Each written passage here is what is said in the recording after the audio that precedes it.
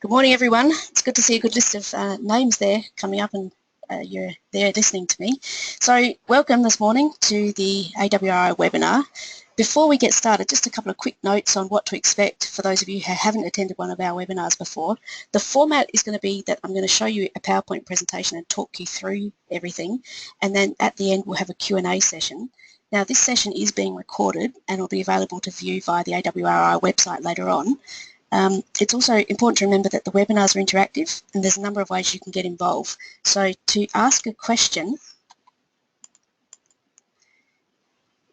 just type the question into the control panel in the bottom right corner of your screen. For those of you who have access to a microphone, you can also use the option of speaking to me directly by clicking the raise hand button. This is located in the top left section of your control panel. So feel free to send me questions throughout the presentation, and then once we get to the end I'll go through those list of questions and answer those directly. So yeah, as you're thinking of them, type them in and I'll see them as they come through. And finally, if you want to connect with us through Twitter, you can see the Twitter handle down the bottom of the screen there now. So we'll get started. So in case you don't know me or don't recognise my voice, my name's Mardi Longbottom and I'm one of the senior viticulturists here at the AWRI, and I manage the Entwine program. What I'm going to talk to you today about is some of the changes that we've made to Entwine, and there has been a lot of change happen over the last 12 months. Most of you are aware that the AWRI took on the management of Entwine almost a year ago, and from the Winemakers Federation. And although we have made all these changes, fundamentally the aims of the program are still the same, and that is to make sure we're providing the best resources we can to support grape and wine businesses to be sustainable. For those of you who are not so familiar with the program and the way it's structured, Entwine is really the national sustainability program, and beneath that there's two separate components. One is performance metrics, and that's what you report through the online system to AWRI, and the other part is the certification programs, and there's three different options for those. I'm not going to talk so much about the certification today. I'm really going to focus on the performance metrics. So underpinning those couple of things there, the performance metrics and the certification, is all the tools and resources and the scientific rigour that's provided by the AWRI.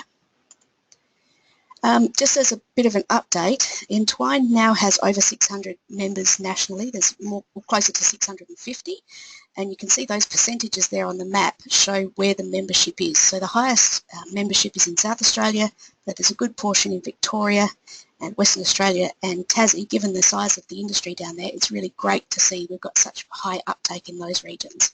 In terms of the coverage in vineyards, 30% of the national vineyard area has Entwine membership and around about 30% of the national crush. Just recently we were endorsed as a national sustainability program by all of the Australian wine industry's peak bodies, so that's Wine Grape Growers Australia, the Winemakers Federation of Australia and Wine Australia. So we're really pleased to have the support of those groups, making sure that we've got the rigour and the backing to take Entwine internationally. So as I said before, I'm going to concentrate on the performance metrics part of the program today, and I've made a few assumptions in putting this webinar together. These assumptions that I'm working with is that you're currently a member of Entwine and you're looking for some guidance to go through the program, and I've based this presentation in particular on vineyard members. Now the concepts that I'm going to talk about are all the same. If you're a winery member, your layout will be a little bit different, but the same kinds of things apply to you as well. So I understand that some of you are new members and some of you are existing members, so some of you will be more familiar than others, but I am going to go to a very basic level and talk you through step by step what you need to do. The other thing I've tried to do is really focus on the areas where we get the most inquiries at the help desk. So the idea being that if I can answer your questions here as a group, then we can prevent all of you ringing through and asking us all the same questions. So to start with, logging in. If you're a member already, you will have received an email with a link in it to get you to the login page. This is what you'll see. You log in using your Entwine number, and that also should have been in the email that you received from us, and your password. So you have been issued with a password by email. Now if you haven't received an email or you haven't managed to get there, this link here will take you directly there. So once this is provided as a recording, this will be a live link and you can access it again through there. Now, if you have forgotten your password, it is really easy to reset it. This button here, the forgotten password button, oops, you just go to the password reset, make sure you enter your username and your email address. Tick this box here that says I'm not a robot and go to submit. Now if you've done that successfully, you will see the message there that it's been successful. Go back to your email and check it for your new password. Once you've got that new password, you can try the login process again. Now, the first screen that you'll get to once you are logged in is this one here. Now, for most of you, you'll be logging in to actually enter your data for the current year. So this is a live link. Just click on this one here to enter your data for this year and make your payment.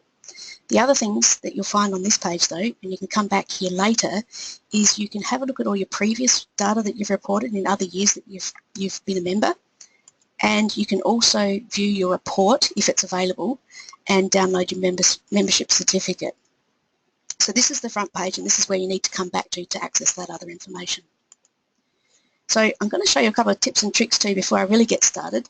The first of these is that these little red question marks here, they indicate that that field is compulsory. That's the first thing. But if you hover your mouse over those, you'll get extra information. So wherever you see one of these little question marks, if you need the information, just hover over it and you'll get more information.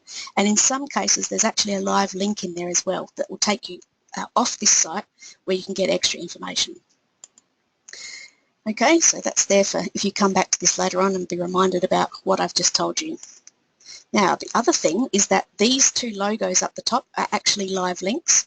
So if you click on the Entwine logo up the top there, it will take you to the Entwine page on the AWRI website. This is just a close-up view of what's there. There's a whole lot of stuff there. If you haven't been there lately, go and have a look. The newsletters that we've produced are here, the links to them. There's a whole lot of case studies that we're starting to put together, so have a look at those as well. And we're updating this really regularly, so make sure you do go back in there and have a look. The other one is that the AWRI logo up the top right here, this is a live link as well. Now, if you click on that one, it takes you back to the AWRI homepage. Now, again, if you haven't been here before, it's really pretty easy to navigate. There's a Viticulture button, winemaking, the help desk, commercial services and research reports. So just using those links, so if I use the Viticulture one, for example, it would take me to the Viticulture page. So there's the usual information that you get about agrochemicals, a whole lot of stuff on climate and environment, the stack of fact sheets here, and some other stuff about on-farm trials. So that information is there, really easy to access. And this is, if you click that winemaking button, there's all the winemaking information as well. So there's a whole lot of resources here that are quite easy to get to from the Entwine site. Okay, so if we were to get started, you can see that these orange tabs here, what you'll be doing is working through these tabs. So it starts at the member details and will go across this way. The first thing is the member details. If you're an existing member, this will already be pre-filled for you and there's no need to refill out any of this stuff. The only thing we really want you to do is, if you have changed any of your details, please update them. Email is our main method of communication, and if you change your email provider or the person in charge of the program changes, we really need to know about it, because if we do get a few bounce back emails when we open up for membership, and it's really helpful if you can update your details for us. Phone numbers are really good. Most people provide a mobile, which is fine. Again, if a person leaves a company and the management of this goes to somebody else, it's also useful to provide an alternative phone number there, which is best probably if it's the office phone number. This link here, the other thing I should have said is that if the question mark is black, it means that it's not a compulsory field. You can choose whether or not you enter into this one. The reason we put this link in here to a website is that if your business has their own website, the idea is that you can put your own web link in there, so that I'll show you why in a second. What we have is an online register of all of our Entwine members. So what this is that anybody outside of your organisation can have a look at this, and you can search by state or zone or region and have a look at who the members are in Entwine. And we do analytics on this page, and we know that in the 5-month period from January to June, there was at least 177 people outside of the AWRI looking at this page, and 63 of those were from international computers, or that's where they're accessing it from. So we know that we've had people looking at it from California, England and New Zealand. They're the primary ones. So the idea is that, if you provide us with your web link, if someone searches for a vineyard in the Barossa, it provides a whole list of all of the members in the Barossa, and if you've provided us with a web link, you can see that it actually comes up green, and that's a live link to your website. So what people see is if they do click on that, it will take you to your website. This is not the same website as that what I just showed you, and the idea is that you don't take them to your front page, you take them to the page on your website where you provide your sustainability information. And what we suggest is that if you've got one of these sustainability pages, also put a link back to us at Entwine so that if they want some more detail about the program, they can contact us directly to get that. So it's really important as well to get that one right and make sure you're linking directly to your sustainability information. So back to updating your details. The other one that you may be uncertain about is your Google coordinates. Again, it's not a compulsory field, but it will be really helpful if we know where you are for a couple of reasons. One might be that if there was a biosecurity incursion, it would help us locate you very quickly and get in touch with you. The other thing is that there's a new little tick box here that says that you're giving us permission to show where you're located on a public map. So what this looks like is that we've got a live map of Australia. Now this is an example only, it's not currently live. It's just to give you an example of what this looks like. There's a live map, and these red markers are all of the regions in Australia that have at least 8 certified Entwine members in them. Now if we zoom in a little closer, I'm just showing South Australia here. Again, this is not currently live, but you can see now that there's a few blue markers. Those blue markers are individual Entwine members. So by ticking that box that I showed you a couple of screens ago, it's giving us permission to have one of these markers on the map that shows where you are. So going back to updating your details, if you're not sure about this grower code, we got a lot of inquiries about this one last year. This is really for anyone who's supplying fruit either to Treasury Wine Estates or Pernod Ricard or any other winery that identifies you with a grower code. So it just helps us to understand where you're supplying your fruit, and sometimes we can get an inquiry from Treasury Wine Estates. They'll look at you on the public register, but we can also, I guess, tell them that yes or no, you're in the program. This one here is a little bit new as well. What this is asking you is that if your vineyard, and it's talking about the majority of your vineyard, is certified either organic or biodynamic, we'd really like to know about that. So we don't think that this is going to apply to many people, but if you are organic or biodynamic and you need to be certified, please just tick those boxes for us. And when you get to the end of that, don't forget to click on the Save button. That will just send you to the next tab on the page. So once you've saved your member details, you'll get to the certification page. Now you'll be prompted here to select which level of membership you're going to be part of. So you can choose from certified member, member or associate member.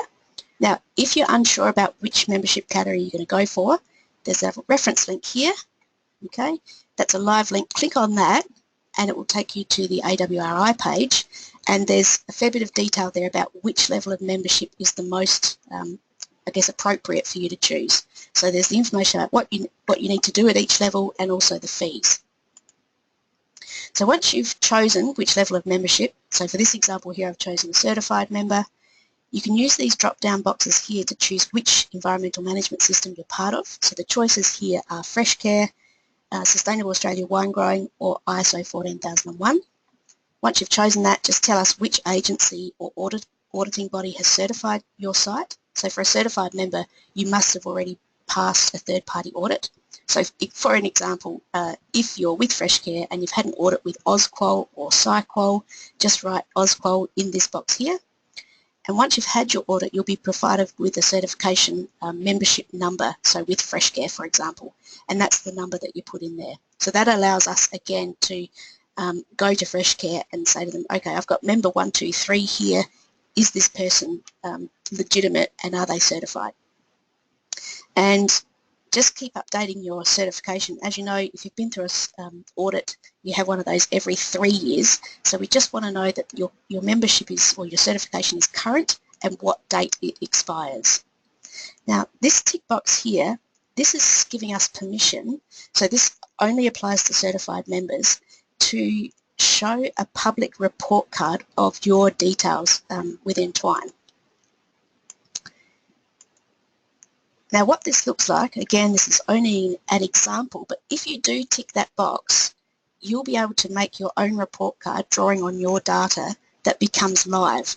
So if we went back to that map and had ticked on one of those blue markers, what people would be able to see is something like what you can see on the screen now.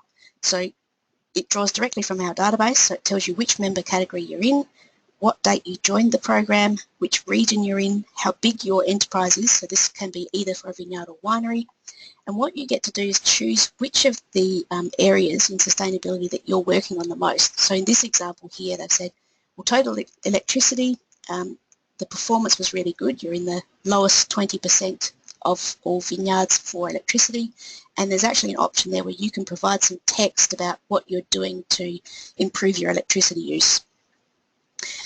This photo here, you can also upload your own photo to show something about your business. That's up to you. Okay, so that's just an example of that kind of report. They're not available right now. They won't be available until the full results data becomes live, and that will happen in October. Okay, so this is where we left off here. This is giving us permission to link to one of those report cards, and just a reminder that's only for certified members. Okay, again, don't forget to save down here. So members, now this is important when we get to, down the list a little bit, but they're the ones who you may have been certified in the past, but if your certification is not current, you can go down to being just an ordinary member.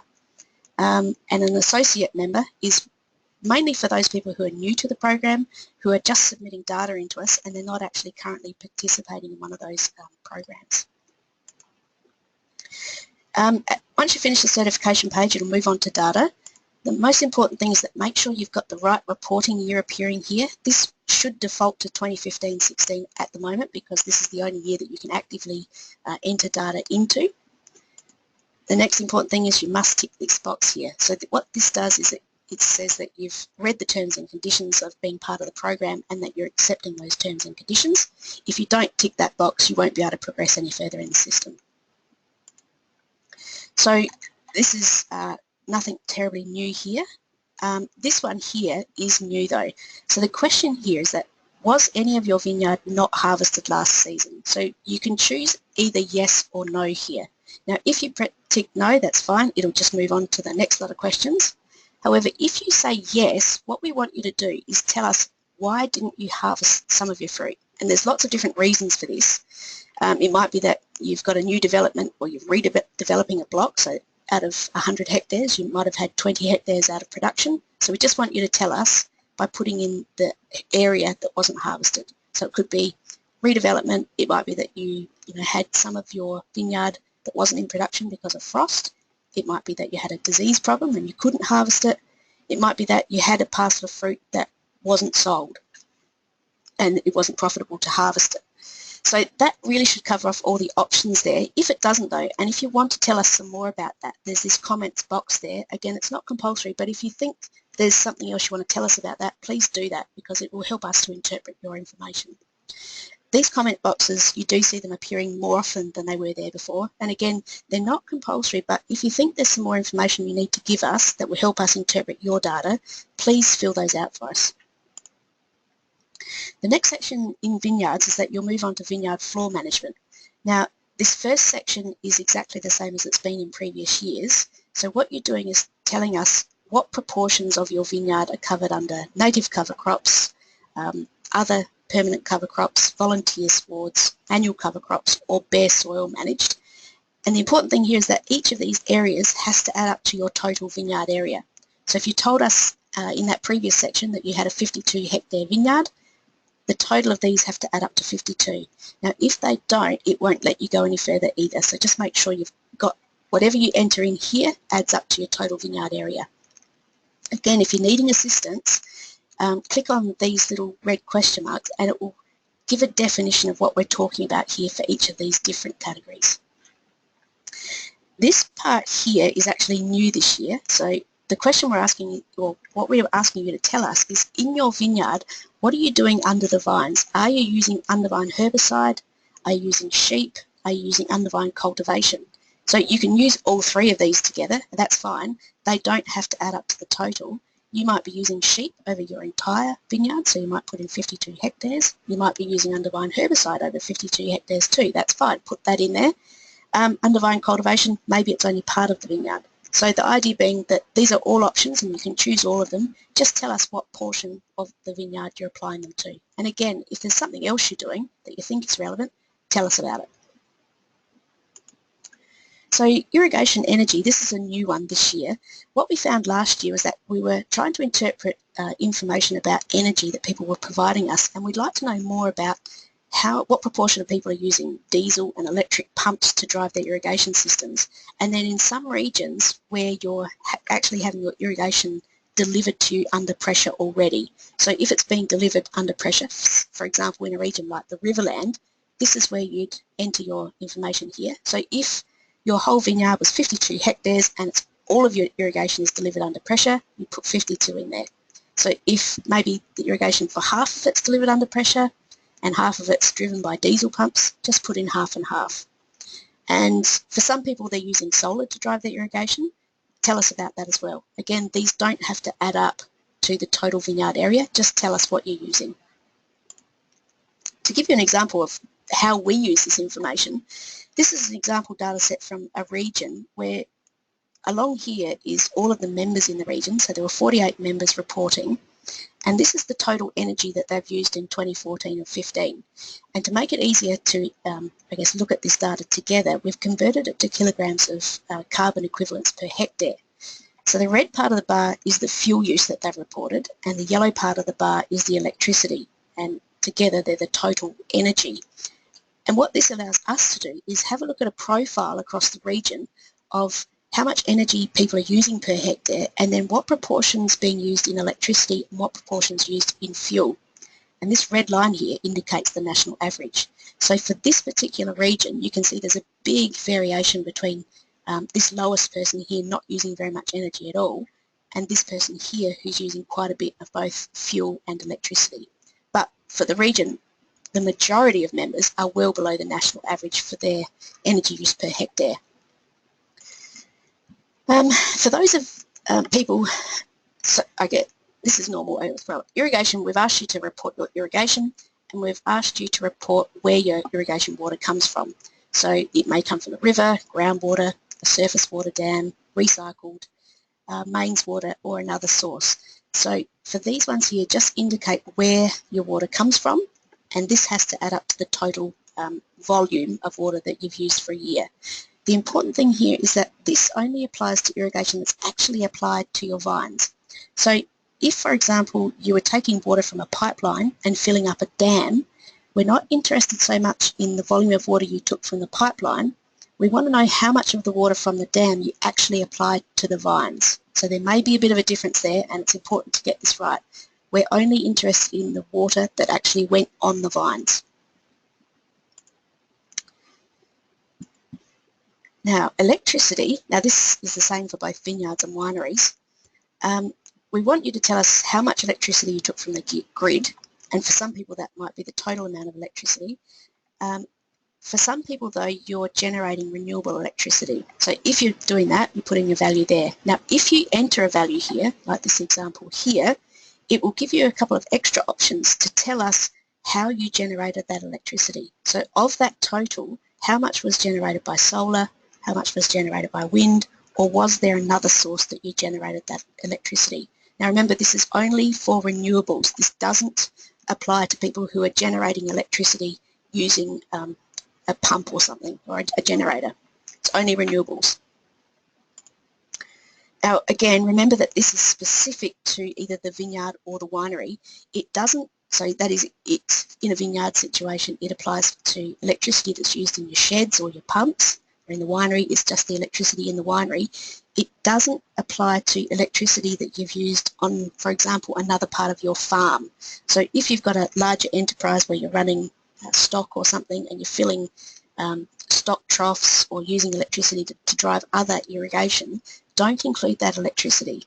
If you don't meter it separately, that's okay. Just make an estimate of how much you should apportion to the vineyard and how much you apportion to the rest of your farm. And this is the same for wineries as well. If there's something else going on that's using electricity, don't give us the total, just give us the total that you use in the winery.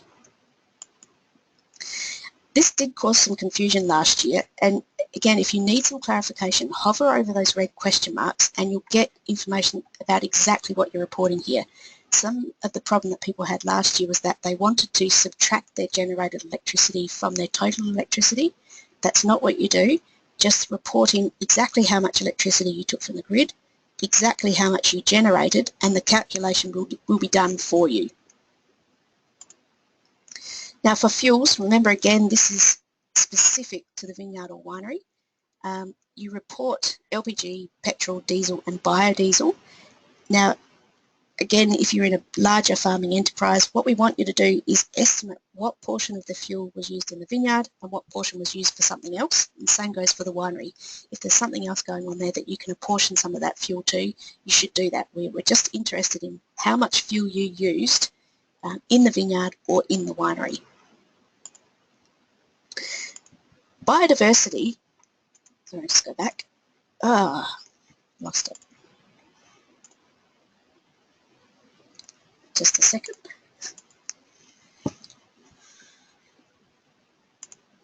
There we go. Biodiversity. What we asked you, in previous years, what we've just asked you to report is how much of your vineyard area you've actually dedicated to promoting biodiversity.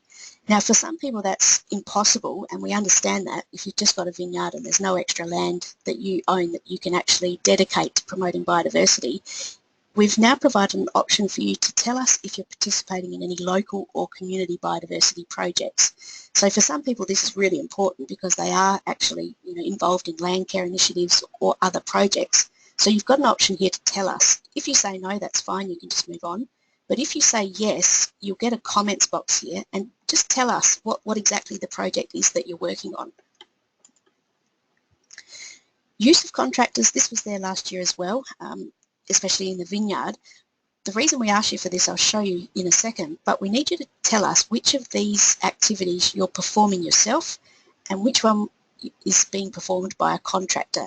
Now, these top three were there last year. This one here is new this year. So this is mechanical pruning. If you get any mechanical pruning done at all by a contractor, just tell us that a contractor does it. Or if you're doing it yourself, tell us that you do it yourself. And if you've got any comments, again, please add them in there. This is an example of how we use that information. This is the same graph I showed you before for an example region where we're looking at your energy use. Now, you may have been thinking it when I was talking to you before about what's different about these members here compared to these guys up here. Why are these guys using much less energy than these ones? Well, if we know that people are using contractors, we can identify them and separate them out. So these members, they've got the green arrows. We know that they're not using contractors, so they're actually accounting for all of the fuel used on their vineyard. So we can separate them out and have a look at those data points separately. Now, in most regions, we're finding that where people are not using contractors, that is, they're accounting for their fuel use, they're mostly up this end of the graph, and those people who are using contractors are down here. They've got much lower fuel use. Though there's always a couple of outliers there, and we're looking for a bit more information about what's happening here that these guys are so low. So that's how we use that information about contractors. When you get to fertilisers, what we're looking for here is only really relating to nitrogen fertiliser. You can put, if you know how much nitrogen you're actually applying, you can put that in yourself. Now we're looking for actual nitrogen, so not how many kilos of urea you're using or how many kilos of ammonium nitrate. We want the actual nitrogen value. So if you don't know that, click on this bar here and there's a calculator that will tell you how much nitrogen's in each one, and it'll do the calculation for you. Also, if you're using mulch or compost or manure, again, go to that calculator. You can put the hectares in here, but if you go to the calculator and enter it in there, it will actually add it up in your total nitrogen contribution. So this is what the fertiliser calculator looks like. So there's synthetic fertilisers here, and we'll give you a whole lot of categories. There's other synthetic ones that you can tell us about if they don't appear in the list here. And there's the organics, and again there's some drop downs that I'll show you. Now the synthetic fertilisers, the idea is that for each of these you say choose one of the ones off the list. So we've chosen ammonium nitrate here, and then enter in the value that you applied. So this here shows that this person applied 300 kilos of ammonium nitrate to the vineyard in that year. Now if you go to the bottom of the page after you've entered that in, it will do the calculation for you and tell you exactly how much synthetic nitrogen you put on the vineyard. So this is the actual nitrogen content, not the product content. Down the bottom where it's got organic fertilisers, again you can choose from the drop down here, and there's a whole lot of options ranging from cattle manure to compost, and if you hover over this question mark here, it will give you the options there and the nitrogen content of each of those. So again, if you choose an option here, say you've chosen cattle manure and you know that you applied 800 kilos, put those values in and hit the save and submit button, and it will do the calculation for you, and it will actually transfer it back into your data set that you've just done. Now right at the very bottom we've just got this miscellaneous question, and we want to know if you've been working on a sustainability project that you really want to tell us about, or you've got any comments or feedback about Entwine, just give them here. Especially the projects that people are working on, we're really interested in hearing about those. As I said before, we've been starting to develop some case studies. If you think you've got something that's worth building a case study around, we'd love to hear about it, so just tell us there. Or anything else about the system, again, put it in this comments box. So if we progress from the data to the member survey, now everybody will see this page. However, the member survey is only compulsory for ordinary members. Okay? Certified members don't have to do it. You'll see it there, but you don't have to do it. We do encourage everyone to do it because the more people we have answering this survey, the better data set we'll get. The idea is that for those people who've chosen the membership level, what you're telling us is that you've been through a program such as Fresh Care. You don't want to be certified at this time, but you're still participating in the program and keeping it running on your property. So what this self-assessment does is it tells us the kinds of things that you're doing and tells us about what level of best practice you're at. So it goes through a number of different areas, and I've just given you here an example for land and soil. So for each question, this one here, soil physical properties, if you go to the drop down, it will give you at least 3 different options, and the idea is that you just choose one of these options, the one that best applies to you. Okay, so that's the same for each of these questions. It's just a multiple choice of either 2 to 4 questions. Choose the one that's best and work your way through the survey. It shouldn't take you very long, probably only 20 to 30 minutes. Again, for each of these, if you hover over the question marks, there'll be more information about what we're asking there. And if you want some more resources to help you, I guess, improve in this area, these green labels, more information, they're live links. So if you click on those, it will take you off this site and take you to an area where you can find more information. Now, once you finish the survey, if you're doing the survey, or even if you're just skipping past it, you'll get to the payment section. The most important thing here is that you do have a couple of options. You must select an option. It doesn't matter which one you choose, but if you don't select an option here, you won't be able to get to the results page. So please make sure you won't see this one here, but the other 3 you will see. Make sure you choose one. You can get an invoice here if you click on this button here. It will generate a PDF for you that you can print out and keep for your records. So once that's gone through successfully, you can go to the results page. Now currently the only results you'll get is a page like this, which just is really a list of all the data that you've given us back here in this data tab. So that's all that is at this stage. Your benchmarking reports will be available in October. So we need to wait until all the members put their data in, and then we need to go through and screen that data. And once that's finished, then we can actually show you the benchmarking and how you compare to other sites. Now I guess I've answered most of the frequently asked questions, and if I haven't answered yours, there's lots of other places you can go for help. There are more resources, so this is on the AWRI webpage, the link is here. There's another FAQ really short fact sheet here. You might be able to get answers to some of your questions. Or the other page is, if you go right back to the very first page of Entwine, that's a little bit misaligned, but there's actually a link here to an online user guide, which essentially just takes you through everything I've just shown you here in this presentation. So again, that's a PDF. You can print it out and use it as a reference as you go through the system. But again, this presentation will be recorded and it will be available online if you want to go back and watch it again. So there are lots of places you can get help from. If you can't find the answers to your questions either in that online user guide or via the AWRI website, your last resort is, it's not really a last resort, we're always there on the end of the phone. You can call us with your questions.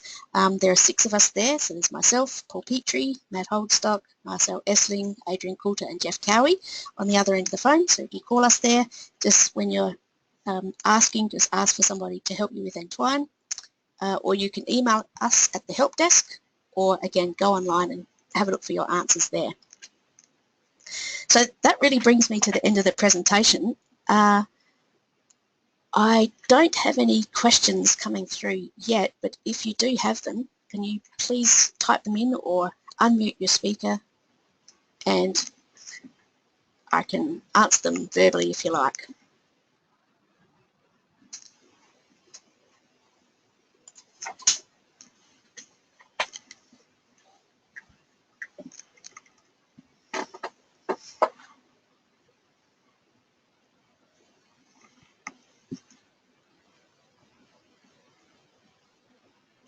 I can see that someone's made the comment about the sound dropping out occasionally. I think that's probably to do with your internet connection. We are recording it, as I said, so perhaps if you've missed something, you can go back and watch the recording later on.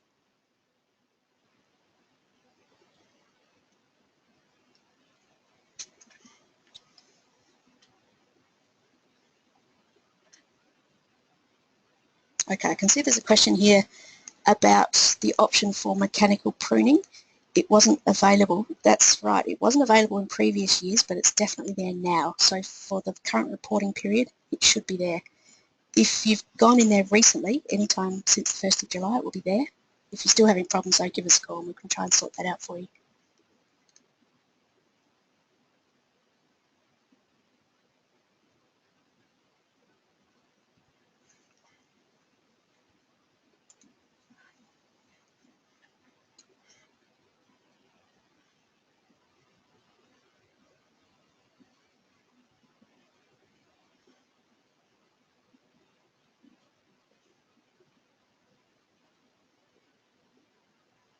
So this question asking the reporting period, okay, the reporting period, so it opened on July 1 and it goes through to the end of August. Actually, no, sorry, so the question is the period that you're reporting for, it's for last year. So it's for the 15-16 financial year. So yes, July 1 to June 30. I've got another question here about MSDS sheets, and I'm guessing this is for a certified member. The question is, can MSDS sheets be kept on a tablet versus printed in section 2.14? Yes, they can. As long as you know where to access MSDSs, that's fine. You don't have to have printouts. I think it's better to have them electronically because we know that they do get updated from time to time, so it's fine to, as long as you know how to access them, where the websites are, that's fine.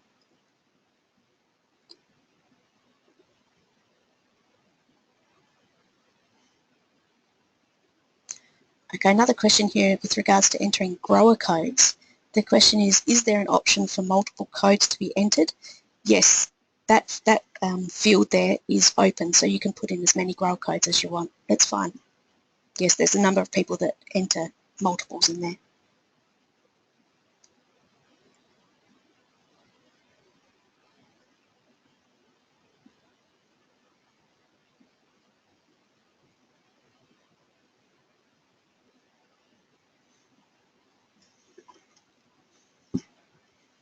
All right, we might leave it there. If anyone has any other questions, feel free to email them through to the help desk. You can see the address there. One of us at the help desk will answer your question. Give us 24 hours, but if we don't get back to you in that time, just give us a call. So thanks everybody for listening in. Everyone who's actually attended today will receive an email after we sign off asking you to, you'll get a link to the presentation, but we'll also ask you for your feedback on this presentation. So thanks again, everybody, and look forward to seeing you here again. See ya.